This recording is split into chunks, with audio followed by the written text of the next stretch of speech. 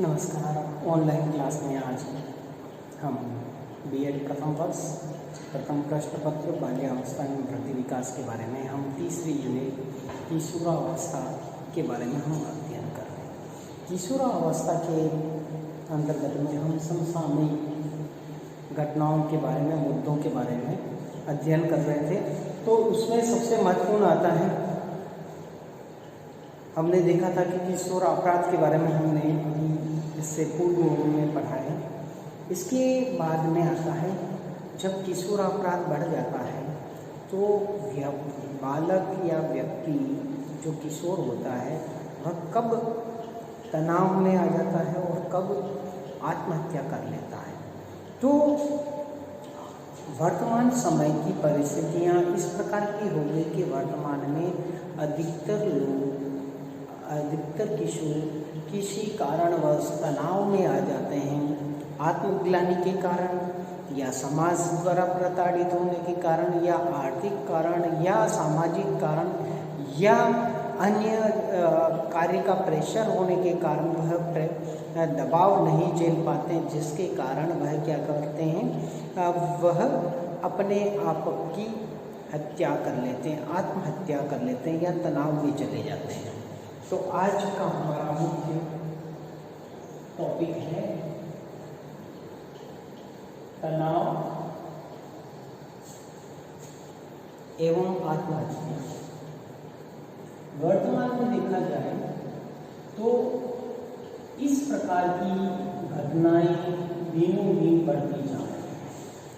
हम अपने आसपास में यदि उदाहरण देखें तो कई प्रकार के बड़े बड़े लोगों ने भी आत्महत्याएं की है, चाहे सुशांत सिंह राजपूत हो, चाहे हमारे यहाँ पुलिस अधिकारी विष्णु साहब हों या अन्य कोई लोग, सामान्य से लेकर बड़े लोग सब किसी तनाव में आकर वह आत्महत्या की तरफ बढ़ जाते हैं। अब मानव के आत्महत्या करने के कई कारण हैं, जैसे आर्थिक कारण हो सकता है, सामाजिक कारण हो सकता है, या उसकी सामाजिक प्रतिष्ठा को कोई ठेस पहुंची हो वो कारण हो सकता है, या उसकी शारीरिक कोई दुर्बलता है वो हो सकती है, या उसके पारिवारिक कलह या परिवार में इस प्रकार की कोई समस्या है जिसके कारण वह आत्महत्या के लिए प्रेरित हो जाता है, क्योंकि वह उस प्रेशर को नहीं झेल पाता। तो लेकिन प्रमुख कारण विभिन्न प्रकार, अब देखो समस्याएं जीवन में आती है, लेकिन जब तक आदमी उस समस्या से लड़ने की क्षमता नहीं होगी, यानी वह उसमें जो इच्छा शक्ति की जब उसमें कमी होगी तभी वह आत्महत्या के लिए प्रेरित होता है। यदि किसी समस्या को उसके सामने है और वह इच्छा शक्ति से उस समस्या का हल ढूंढने का प्रयास करता है या उस इच्छा शक्ति से उसका सामना करता है, तो वह समस्या वह धीरे धीरे दूर हो जाती है। लेकिन इस प्रकार यदि वह उसकी तरफ अपना ध्यान नहीं देता है और उस समस्या को हल करने की कोशिश नहीं करता है और वह तनाव में चला जाता है, तो एक समय ऐसा आता है जब उसको आत्महत्या करने के लिए प्रेरित होना पड़ता है। अब इस आत्महत्या करने के लिए जब उसको अपने परिवारजनों का साथ नहीं मिलता, अपने सहपाठियों का साथ नहीं मिलता या मित्रों का साथ नहीं मिलता या शिक्षक का साथ नहीं मिलता है, इस कारण क्या होता है, धीरे धीरे उसमें हीन भावना आ जाती है और हीन भावना आने के बाद में वह क्या करता है, आत्महत्या की तरफ बढ़ जाता है। इसलिए विद्यालय हो या घर परिवार हो, इन सबको चाहिए कि उसके साथ में सहानुभूतिपूर्ण व्यवहार रखें और इस प्रकार का व्यवहार रखें जिससे उसको तनाव महसूस नहीं हो, आत्महत्या करने के लिए वह प्रेरित ना हो। तो हमें और वर्तमान समय में एक सबसे बड़ी समस्या हमारे सामने आ रही है, साइबर अपराध। वर्तमान में साइबर अपराध की बाढ़ आ गई है, जिससे निपटने के लिए सरकार द्वारा भी कई प्रकार के कानून बनाए जा रहे हैं, साइबर कानून भी बनाए गए हैं और इन कानून के द्वारा इंटरनेट के अपराधों में थोड़ी बहुत कमी आई है, लेकिन किशोरों द्वारा आपत्तिजनक तस्वीरें, वीडियो, कंप्यूटर, इंटरनेट, मोबाइल से आसानी से बनाए जा सकते हैं और उसे भेजे भी जा सकते हैं और उसकी एडिटिंग करके उसका गलत उपयोग लोग करते हैं। इस अपराध को रोकने के लिए सरकार ने कई साइबर कानून भी बनाए हैं, जिससे कुछ हद तक उसमें सहयोग मिला है। लेकिन सहयोग और जब साइबर क्राइम होता है तो आज किसी का फोटो आप एडिटिंग करके डाल रहे हैं तो उसके पास में कोई उपचार नहीं रहता है और उसको आत्महत्या कर लेता है, या किसी के बैंक से पैसे किसी ने साइबर क्राइम से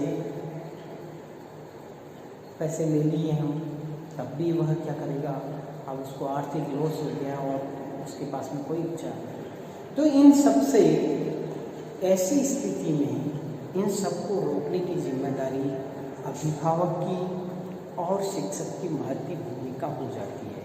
इसमें शिक्षक सबसे महत्वपूर्ण योगदान देता है, क्योंकि किशोरों की का जो काल होता है वह बहुत ही तूफानी और बहुत ही क्रांतिकारी होता है।